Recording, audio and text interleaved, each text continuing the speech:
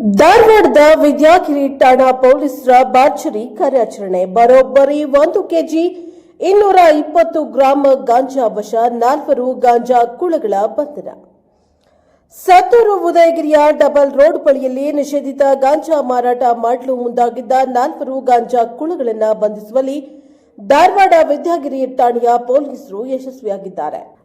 ಧಾರವಾಡ ಮೂಲದ 23 ವರ್ಷದ ಜಿಶಾನ್ ಟಿನ್, 18 ವರ್ಷದ ರಾಯಪುರ ನಿವಾಸಿ ಮಲಿಕ್ ರಹಾನೆ ಫಿರ್ಜಾದೆ, 20 ವರ್ಷದ ಸತ್ತೂರು ಮೂಲದ ಮುಬಾಕರ್ ಬಾಗೇವಾಡಿ, ಧಾರವಾಡ ಸೈದಾಪುರದ 20 ವರ್ಷದ ಮೊಹಮ್ಮದ್ ಅಫ್ಜಲ್ ಬಾರುದ್ವಾಲೆ ಬಂಧಿತ ಆರೋಪಿಗಳಾಗಿದ್ದಾರೆ. ಇನ್ನು ಬಂಧಿತ ಆರೋಪಿಗಳು ಒಂದು ದ್ವಿಚಕ್ರ ವಾಹನದಲ್ಲಿ ತಲವಾರ ಸೇರಿದಂತೆ ಮಾರಕಾಸ್ತ್ರಗಳೊಂದಿಗೆ ಧಾರವಾಡ ಸತ್ತೂರು ಬಳಿಯ ಉದಯಗಿರಿ ಡಬಲ್ ರೋಡ್ನಲ್ಲಿ ಗಾಂಜಾ ಮಾರಾಟ ಮಾಡಲು ಮುಂದಾಗಿದ್ದಾರೆ.